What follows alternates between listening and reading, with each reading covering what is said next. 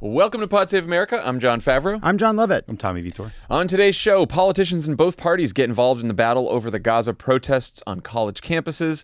More Republicans who've criticized Trump fall in line. And Kristi Noem is not sorry for murdering puppies. She's proud of it. Puppy.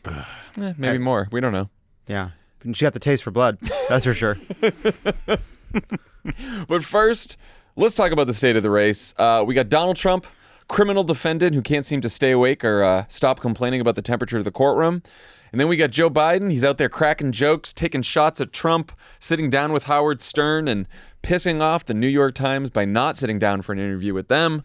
Though the Times did write a favorable story about Biden's strategy here, noting that the campaign wants the split screens comparison between the two candidates and that the president is very much trying to get under Trump's skin by taunting him and calling him a loser.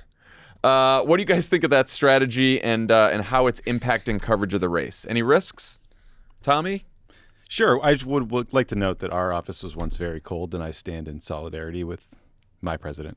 Wow. I think it still goes Trump. back and forth a lot, but Yeah, does it's go just, back and it's yeah. possible. On But the- anyway, that's our problem. On the tone thing, I do think it's kind of a fine line. I think it's good to be funny. It's good to crack jokes. It's good to get in the news. But ultimately, Biden's kind of founding ethos was restoring the soul of a nation and being the one who can unite a divided country. So you do have to be careful that you don't overstep that. I did talk to some folks on the Biden team who felt like that Times article was a bit overstated.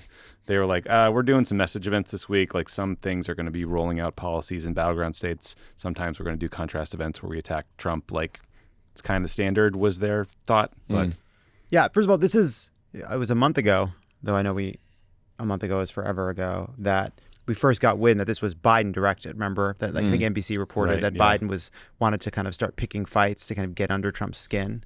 And sort of to immediate effect, that Trump started responding almost instantly to every time Biden kind of laid an insult.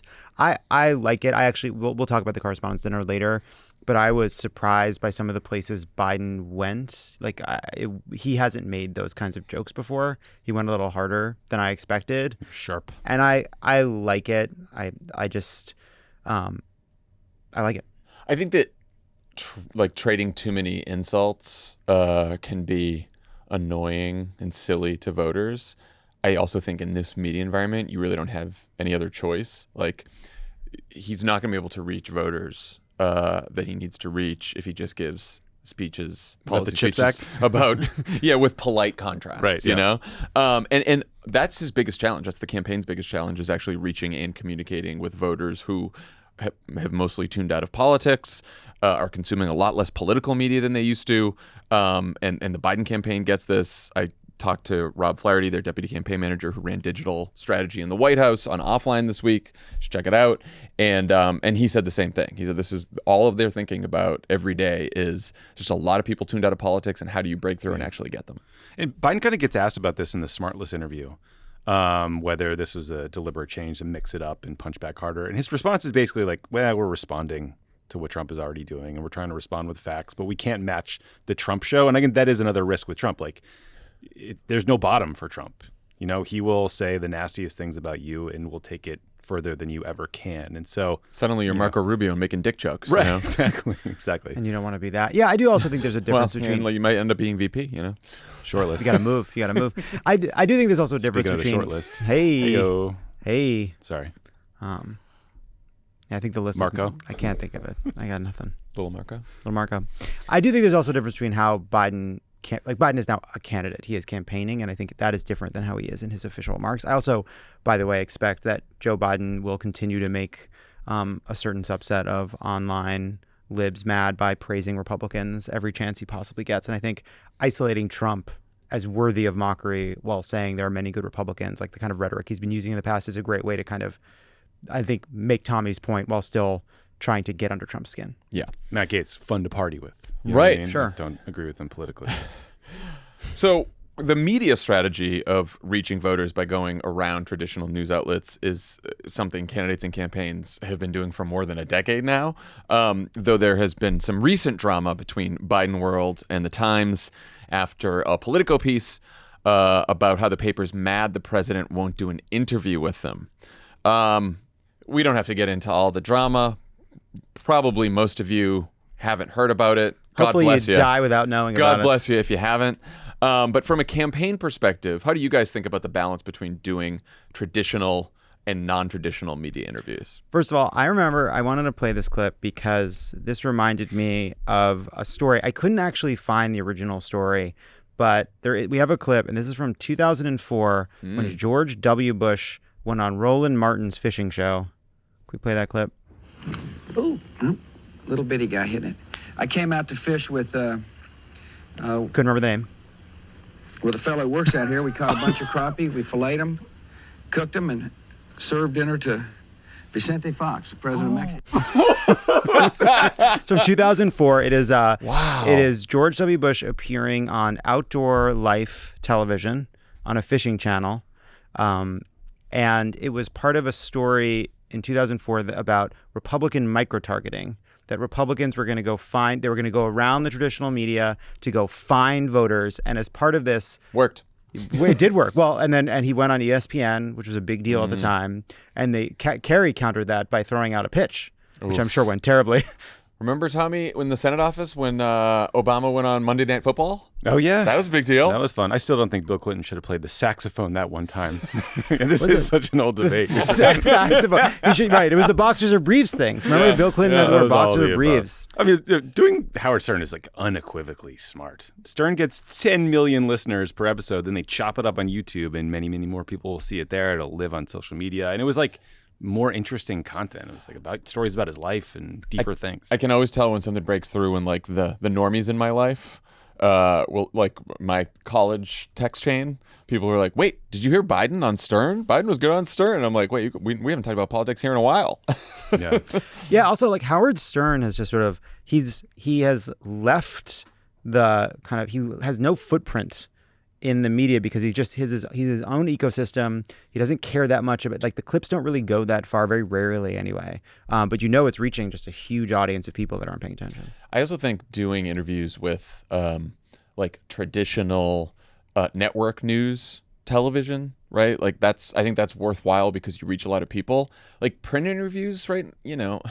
Look, if it's maybe a little more useful to the campaign if the outlet in question releases the full transcript of the interview, which they all probably do now. But like, I don't know, if your candidate time is like the most precious resource you have on the campaign, and if it's between giving a print interview to an outlet like the New York Times, that again is mostly Biden voters reading that, Right. I don't know if that's the best use of time versus a whole bunch of other like creative interviews with different outlets that people who aren't political junkies are consuming. Yeah, I feel like I agree with that. My only thought on it is that Biden has a specific challenge. I mean, there's a reason that Trump thinks there's value to pretending Joe Biden won't debate him, is because it feeds a Republican argument that Joe Biden is not up to debate. Joe Biden has faced obviously a lot of questions around his age and his kind of ability to do the job. And so as long as he is doing enough press in traditional sources to kind of relieve that pressure and demonstrate that he's quite capable of doing interviews, including very hard-hitting interviews, print, television, I don't think it matters. I think that's the distinction. It's less like traditional versus non-traditional than tough questions versus all softballs. Yes. For the whole campaign. Right. I mean, I think if you have something big that you want to roll out to kind of an elite audience, right? If you signed a Middle East peace deal, absolutely. Sit down with Hot the New York Ones. Times. Right? Yeah, let's get him on Hot Ones. Let's get him on Hot Ones. Conan's interview really set a high bar. But I mean, I just like sitting down for a 45-minute interview with the Times or another print publication to just get the shit kicked out of you. You might as well 3 just do a days of press stories. conference. 3 days Yeah. of stories. Yeah, I not also, ideal. NBC, in their latest poll today, they just ran a story. They broke out which candidate is preferred based on news consumption. Biden's biggest advantage over Trump is with voters who get their news from newspapers. 70% are for Biden versus 21% for Trump. Yeah. And then he also has a big advantage with voters who get their news from network news and from digital websites. His biggest deficit with voters is voters who don't follow political news. Trump leads those voters 53-27. People who get their news from YouTube and Google, it's 55-39 Trump. Cable, 53-45. Social media, 46-42. A little closer on those two. Yeah, I mean, there's a long story in Politico about this fight between the Times and the Biden people. But the part that mattered was this weird background quote that said, A.G. Sulzberger, the the publisher is mad that Biden hasn't done an interview and therefore is quietly encouraging all his reporters to write meaner stories about Biden's age. And like I read that and my reaction was, wow, that's a dumb thing to say. So dumb. Even on background. But also I kind of doubt that it's true. And I reached out to some former Times people and they're like, that's not how the building works in my experience. Like maybe there's senior editors like passing around notes that the journalists themselves don't hear about, but I doubt it. So I think it was a dumb quote to give, and then it was very weird that the Times escalated it by putting out a statement on the record attacking Joe Biden again and again. It's like your media outlet, partisan political actors put out statements attacking each other, so don't do that. It's very weird. Very strange. Yeah. The whole thing was just odd. You'll all share a cell if Trump wins. Yeah. So everybody should be nice to each other. That is very true. And big picture, it's not good for Democrats, I think, to run down the credibility of the media generally. I'm not saying that's what the Biden people were doing, but there's a lot of that online these days. Yeah, two things can be true. Like, I think the Times is great, and I don't think it's their job to save democracy. But I also think that from a campaign perspective, when you're figuring out strategy and where your candidate's going to go, like, you get to choose which interviews they do and don't do, and you got to do it in the way that's smart for your campaign and is going to make it most successful. Yeah, I mean the only thing that I feel like is just truly an unknown is like, what is the translation? Like, okay, a lot of people aren't going to see. No one's going to see the Politico story about the Times being furious at the Biden administration. That's for nobody. It's a really small group of people. Biden does a television interview. Mostly people that support him are the people that are going to see it. Biden does a print interview. Even fewer people that don't support him are going to see it. But I still think there is this effect, right, that like the coverage in these places filters down into the conversations people have. It filters down into how he's covered, how it affects what ends up on TikTok, what ends up on YouTube, what ends up in people's text exchange, in people's conversation, what questions Howard Stern asks, what questions the Smartless guys ask, because those guys are paying attention. And so like that kind of like trickle down, I don't totally understand. I don't think anybody fully understands how much of that is still working, because that used to be that was always the assumption. And now I don't know. Well, biggest news out of the Howard Stern interview was Biden saying he'd be happy to debate Trump and expects to at some point. This made Trump and his campaign quite happy. Apparently, Chris Lasavita, Trump's top aide, was at the Correspondents' dinner handing out business cards with Biden's debate quote from Stern. And then on the other side had a Trump quote, which Trump's response to this was anywhere, anytime, any place. And then it said, let's set it up. And there was an email for the Trump press office, I guess. Got him. Yeah, sounds like they're pretty eager to debate. Should they be?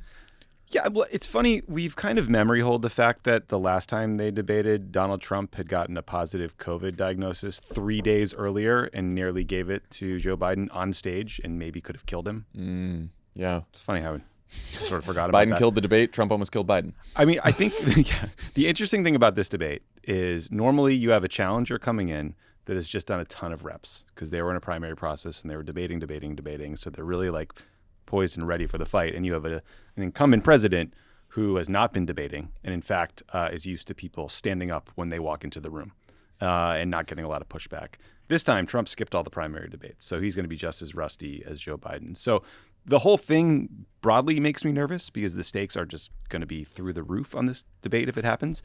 But again, much like the State of the Union, the Trump folks are giving Biden an expectations advantage by accusing him of having dementia every day. Just going out on a limb, I don't think the Biden campaign is going to have trouble lowering expectations. No, they're low.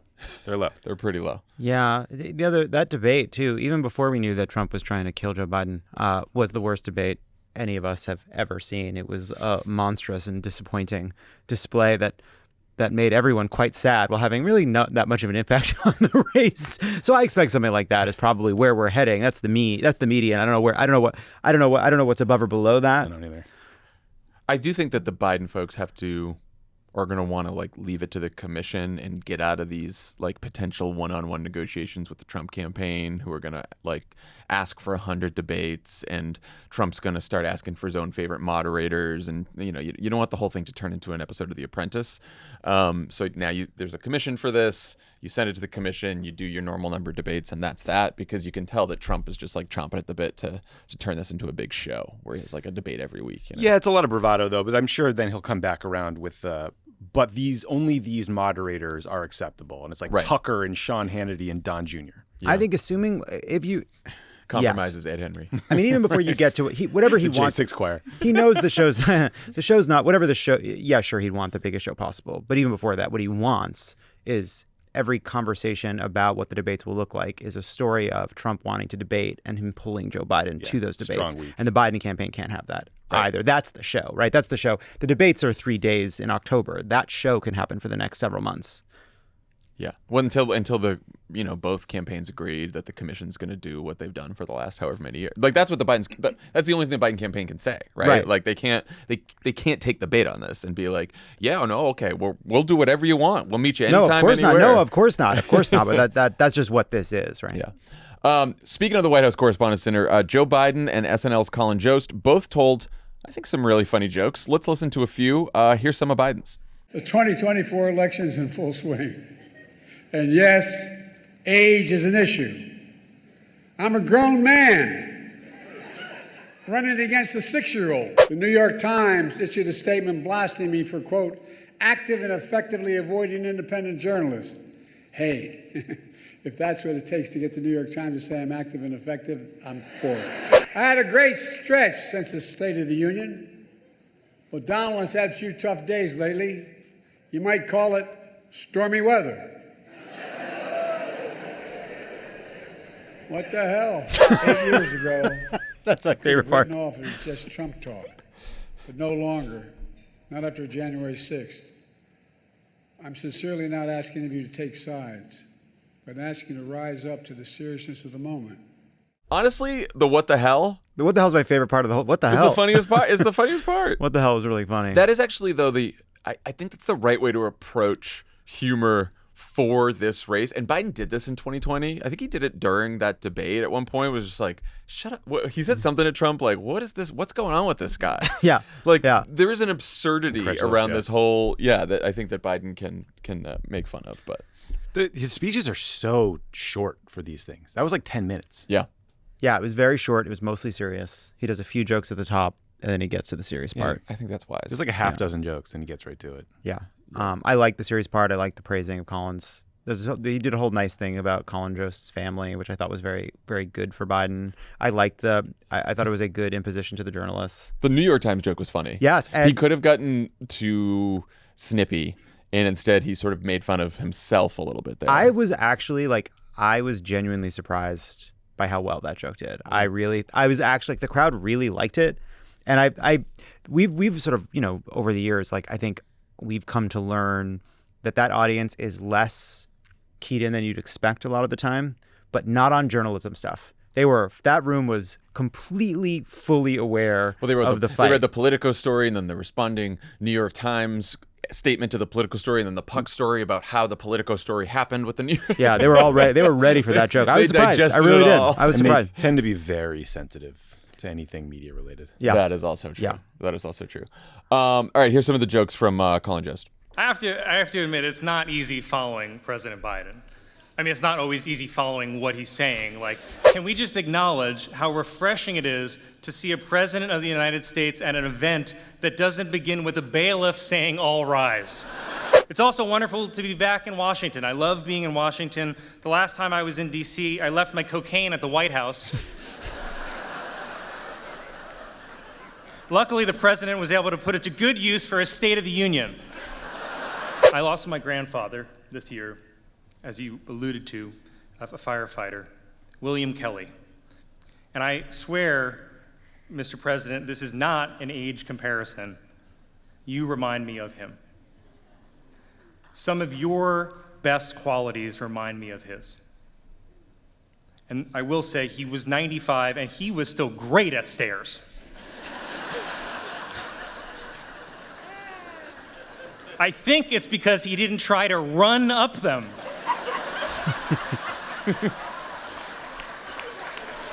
He voted for you, and the reason that he voted for you is because you're a decent man. Bring that guy on the road. Yeah, I like that. I really like that. It was a nice little endorsement. Yeah, I know that there was the Times just unhappy with everyone on that day. wrote a piece saying they didn't think he was a success. I think that he Times with that piece, and then like every Biden White House official wrote back and be like, he was the funniest person ever, and I'm like, now this is the thing. It's Biden Jost 2024.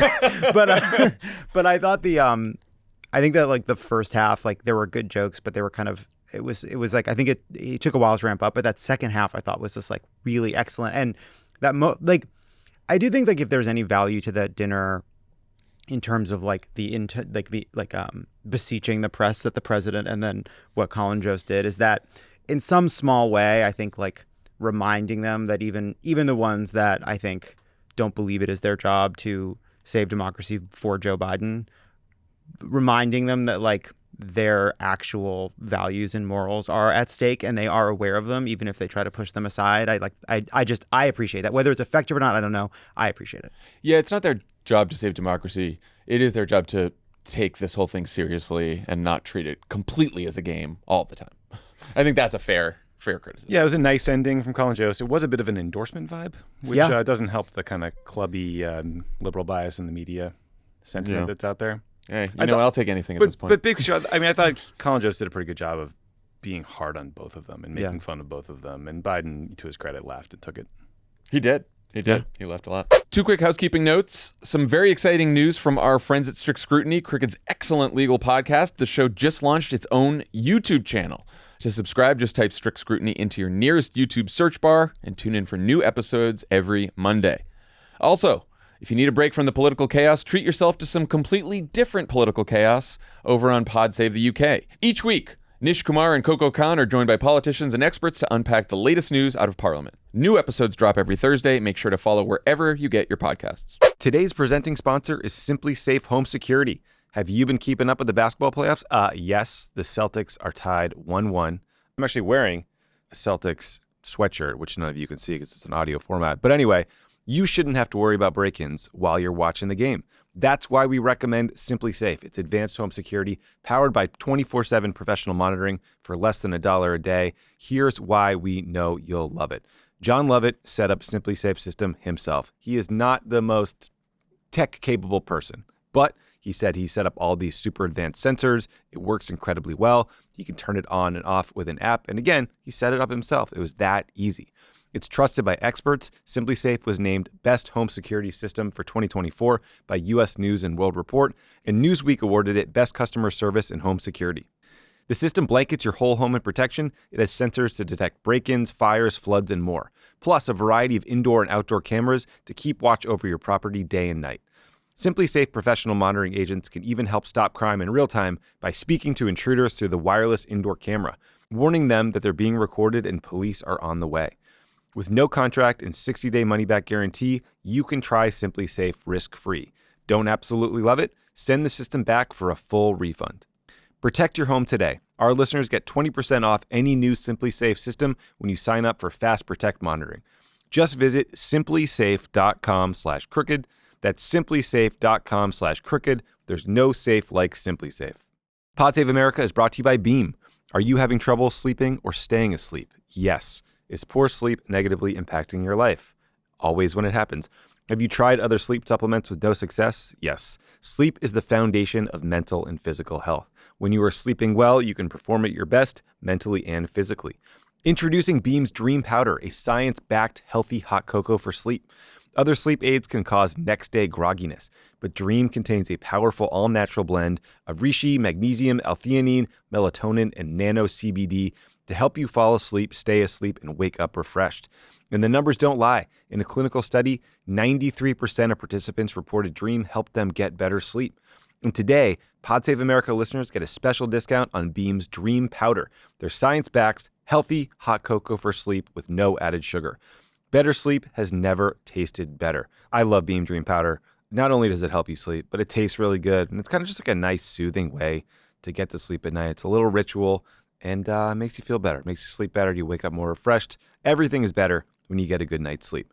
If you want to try Beam's best-selling Dream Powder, get up to 40% off for a limited time when you go to shopbeam.com/crooked and use the code crooked at checkout.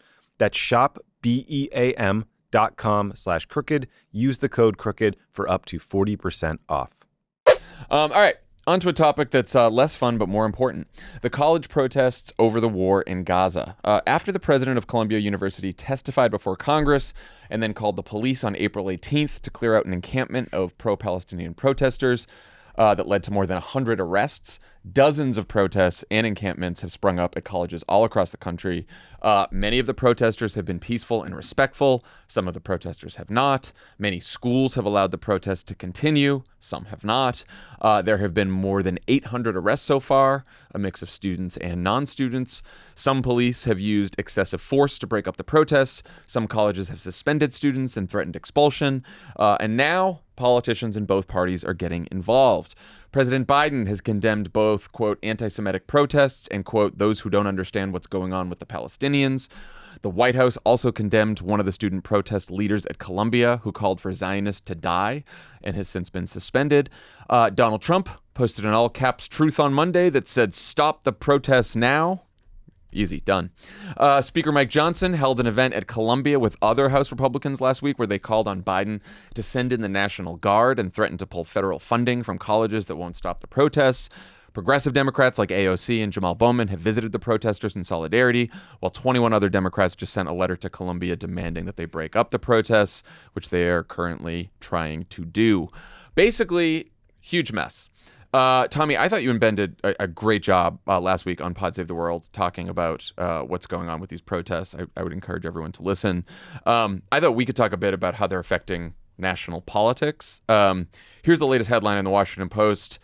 Trump GOP sees on-campus protests to depict chaos under Biden. What's your take on that? And what do you guys think is the best way for Biden and Democrats to handle all this? I mean, I do think the chaos message from Trump about Biden is a little bit of a Mad Libs at this point. You know, it's the border. Sometimes it's just liberal cities generally. Just cities being cities. Yeah, so just cities being cities. So you see that somebody stole Schiff's bags out of his car? No. Adam Schiff? I literally saw it because I watched a Sean Hannity clip. That's the only reason I found out. So like my feed wouldn't tell me that. Lock your car, Shifty Schiff. Yeah. I think weird. I think Trump is right to think that any issue that divides the Democratic Party or suppresses Democratic votes could be beneficial to him. I don't know if that's happening right now. I mean, I suspect a lot of the protesters, at least at the New York schools, aren't necessarily Democrats. A lot of people don't, they don't they're not affiliated with a party, or they're in the DSA. Certainly, they're part of the Democratic coalition that you'd like to see turn out for Joe Biden to defeat Donald Trump. It's also not really clear to me if this issue is broken through to the country more broadly. I think if you're a Fox News consumer, you are probably marinating in this feeling that like campuses are overrun and Hamas is on the, protesting in Columbia or whatever. But I do think Biden has been, I think it's right to condemn anti-Semitism where it's popping up and when it's been egregious. But you have to be really, really careful, I think, not to cross the line into abridging free speech, which is why Speaker Johnson going up to Columbia to kind of demagogue what's happening makes me really nervous. It's why Democrats sending that letter to the president of Columbia makes me nervous, because there is a very fraught debate about where anti-Zionism constitute anti-Semitism that we can get into more if we want here. So I think like bigger picture for me, from a political perspective, what makes me far more nervous is the prospect of this war continuing for months and months and months through the conventions, through the election, and not campus protests in April from a political sense. Yeah, I mean, denounce anti-Semitism and violence, defend the right to peacefully protest, point out that all of these Republicans spent years denouncing snowflakes and trigger warnings, but are now cynically inserting themselves into campus rules and procedures of private Northeastern universities in order to sow chaos and shut down speech that they don't like. I'll be pointing that out. And then it's like, should Columbia students be suspended after 2 warnings or 3? What is the line between anti-Zionism and anti-Semitism?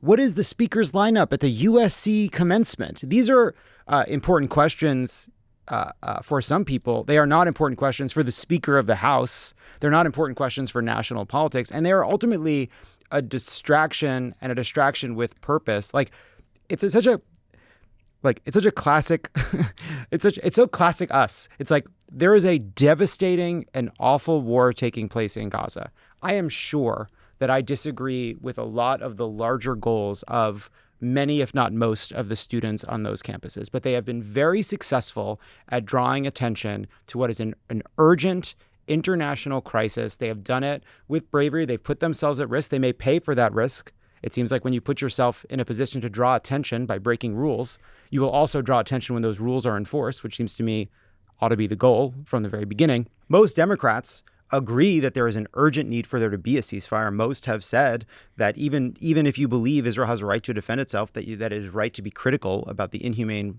way in which Israel has conducted this war. And I think any way in which you can just call out the Republican kind of cynicism on this while being unabashed in asserting your position, denouncing anti-Semitism, while defending the right to protest, I think is a fine place to be without getting dragged into the muck that these Republicans want to drag us into. They're so opportunistic on this. It's so cynical. I mean, it's like they don't believe in free speech. They believe in right-wing free speech. They don't believe in speaking out against anti-Semitism. They believe in speaking out against left-wing anti-Semitism, right? When it comes from the right. Trump was out there over the weekend, forgot about this. This is called Charlottesville, a little peanut. It's a weird thing to say. I think he meant small peanuts compared to this, but he said it's nothing compared to the kind of hate you have here. Charlottesville, where literal Nazis. Car was killed. Woman was killed. Right. Greg Abbott in Texas, he just sent in police, committed all kinds of excessive violence and excessive force. And he only did it. And he basically said he only did it because he didn't believe in what the protest was. It wasn't about how they were protesting. It's about why they were protesting. Right. That's what Greg Abbott did. Right. So I think the Republicans are bullshit. I think as a Democrat, you're right. Like, you have to stand up for the right to protest and the right to free speech. And especially, like you said, the most important thing is there is a horrific war in Gaza. And if you believe that the war should end and you're not getting anywhere, writing to your congressman or posting about it, like, yeah, go out and protest. You should. It's good. I do think you also have to speak out against violence, intimidation, threatening behavior. I really think you have to speak out against anti-Semitism, just as you have to speak out against any form of religious, ethnic bigotry.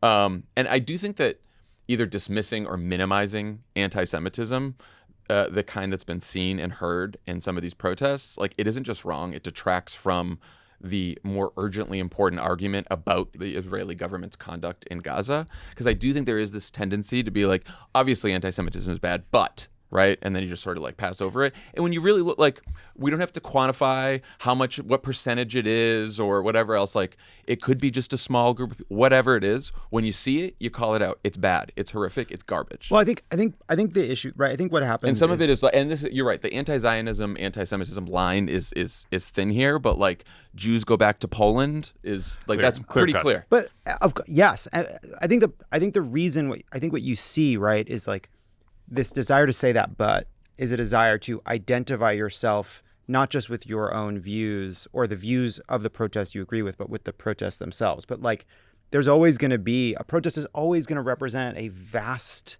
array of different views. And again, like, but like even if you disagree with the vast majority of the larger, like, even if the proximate cause of these protests is the war in Gaza, but the BDS movement long precedes it and is not just about attacking, right? Like at Yale, they're calling for divestment from companies directly profiting off the war. But a lot of these protests are calling for larger divestments that really are meant to attack the legitimacy of Israel itself. A lot of people find that abhorrent. A lot of people disagree with that strongly. I disagree with that, right? But I still think you can say, if they want to do it, if that's what they believe, that's what they believe. Yeah, for Where sure. I agree with these protests is that they are doing something. They're doing something brave to call attention to what is the current emergency, which is doing whatever we can to push the administration and to push for a ceasefire, which is what the actual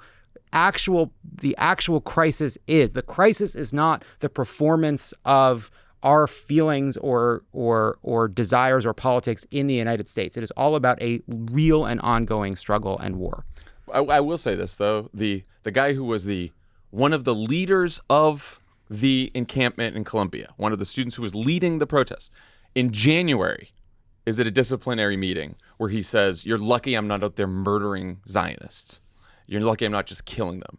And then that was in January, and then the video got resurfaced by some right-wing asshole, right, which is how we all know about it. But like, what? They didn't feel the need to discipline him then, and like he still was the leader of the movement. Like that's just bad. It's just bad. It's not about divestment. Like that's all totally legitimate, even if you disagree with it.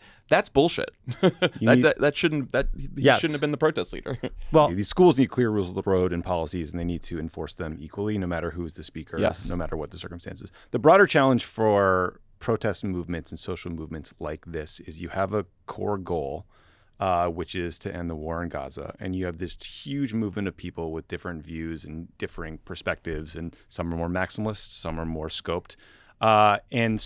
Before, inevitably, the conversation is going to become about the tactics or offensive things being said. And the question always is, if you're part of this movement, how do you keep the focus on that core goal, which is getting to a permanent ceasefire, getting a negotiated hostage release, and ending the war in Gaza, right? Mm-hmm. And so I do think, that's incumbent on everyone who's at the protests to make sure whatever you're doing is advancing that core goal. But it's also kind of the risk inherent in the broader process. Well, and it requires incredible discipline, and it also requires like letting go of the fiction that you can control, like you said, everyone in the movement, right? Because there's a lot of leaders in there who are probably like, yeah, of course, this is the right message. This is the best effective tactic. And then you have like a couple people who either join from outside or join from the campus who say something stupid and say something horrible and anti-Semitic, and then gets lifted up, and it sucks. I'd say, first of all, the flip side of Republicans spending years calling lib snowflakes and then calling for protests to be shut down is campuses reacting to anti-Semitism differently than they react to other kinds of hate. And that is, I think, when you have a student saying something like that and there not being consequences until it becomes an embarrassing public spectacle, I think that tells you something about not having policies that are clearly enforced.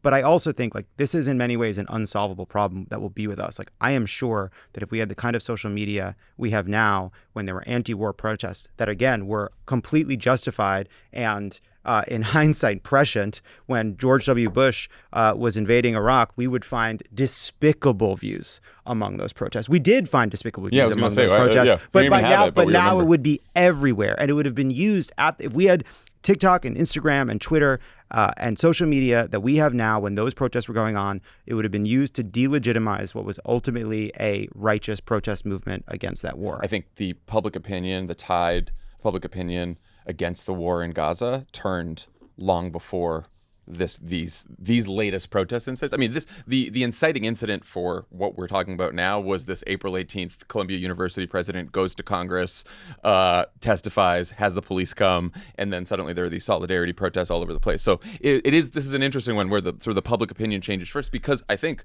some of the very brave reporting about what was happening on the ground in Gaza, and that probably, I think, shaped public opinion more than these protests. Yeah, I mean, look, this is a very familiar problem. In 1968, anti-war movements at Columbia University had people chanting in support of the Viet Cong, right? So there will always be views expressed to protests that we don't agree with. I think and by the way, there will always be 20-year-old idiots, right, who deserve the chance to grow as well, or right? 80-year-old idiots. Yeah. I think what we're seeing, though, I think is the result of a festering problem that no one can figure out how to make go away, which is the war in Gaza. And it's like, I don't know, people are, when day after day, when you're seeing reports of like another 1,000 people died, and it feels like the government isn't doing enough to stop this war, people are going to take increasingly drastic action. And also, if you feel that way and you see news coverage that's all about like protests and how they're going wrong, it's going to make you angrier, rightly so, right? Because we haven't talked about this yet, but like the real issue is the war. It's not these protests, but it's going to. This is what happens in politics. Well, and now that all the politicians are involved, it's become a bigger. My initial reaction when reading about the protests was I just felt like, okay, like credit to the protesters. I support you. I support your goal. I wonder if sit-in on campus is the most effective way to raise awareness about the concern. Like, why not go, stage a sit-in in Congress or go to the White House? Or, that was sort of like my initial instinct. But now, because these universities cracked down on these kids so hard and the arrests were so brutal and unnecessary, the protests have spread and it's increasing solidarity, and you're seeing more of it. And now it is this nationwide story. So it has been effective. And by the way, and just in terms of what the impact is of the conduct of the war on our politics, you now have people that are horrified by what they see unfolding in Gaza being drawn into a movement that isn't just about ending this conflict, but about attacking the larger legitimacy of Israel as a state, right? That is, I think, like a dangerous ramification of people rightfully seeing this unfold and thinking something has gone terribly wrong and wanting the Biden administration to do more, wanting this to end, feeling like they're helpless or feeling like they want to have some voice in it. All right. Finally, before we go, quite a few Republican politicians proved over the weekend that their party is just as weird and cultish as ever. Some beclowned themselves when they were asked how they squared their past criticism of Trump with their current support for the guy. And one of Trump's potential running mates is making an unusual pitch for herself. Here's Bill Barr, Lindsey Graham, Mitch McConnell, and a story about Kristi Noem. I actually don't remember him saying executing, but I wouldn't dispute it. I mean, it doesn't sound. The president would lose his temper and say things like that. I doubt he would have actually carried it out. I don't. You're going to vote for someone who is facing 88 criminal counts. Well, look. The 88 criminal counts, a lot of those are, and I've said... Even if 10 of them are accurate. The answer to the question is yes. I'm supporting the Republican ticket. David Pecker, who ran the National Enquirer's parent company, testified that he paid to catch and kill stories about Trump, specifically to help his presidential campaign. You don't have any concerns about that? Apparently a lot of people do this. Arnold Schwarzenegger, Tiger Woods. No, I think the whole thing is a crock. The issue is what kind of influence, even if I'd chosen to get involved in the presidential election, what kind of influence would I have had? You're one of the most powerful Republicans. I'm the Republican leader of the Senate. What we do here is try to make law. I like us to be in the majority. This morning, South Dakota Governor Kristi Noem, considered to be in the running to become former President Trump's pick for vice president, is responding to the backlash over a story in her upcoming memoir. In the book, Noem says she shot and killed her 14-month-old puppy named Cricket for bad behavior. Conservative media personality Laura Loomer saying she can't be VP now. You can't shoot your dog and then be VP. Hard to argue that. An unapologetic puppy killer. Safe to say she's off the short list, guys? You guys just don't know what it's like to live on a farm. It's just That's my favorite. I know. You I got to love kill that. puppies. Yeah. They're always killing puppies. You ever read Babe? Or wait, you ever read Charlotte's Web? That most of that book is about killing puppies. Old Yeller. Old Yeller. You got it. Well, he was old. It's in the name. He was old. I mean, what's amazing Was it with New this, Yeller? This thank you, John. This didn't come out because of some investigative journalist pouring through her life. She wrote it in her own book. That is the amazing part. And that's why the framed whole it as, you don't know what it's like to live on a farm thing is just that has nothing to do with anything. You bragged about it. Hillary Clinton wrote a book called Hard Choices that was about negotiating with North Korea and shit. And this woman thinks that when Hillary Clinton kills a dog, she keeps it to her fucking self because she gets politics. That's the difference. Kristi Noem thinks her mettle is proven by murdering a 14-year-old puppy, and then was so inspired by the results that she went and got a goat she hated and shot the goat, but missed the first time and had to walk back to her car to get another shotgun shell to shoot the goat again. You're not even a good shot. This is some John Wick shit. It's really bad. Also, I mean, yeah. I would say this. It has not been a good week for Kristi Noem.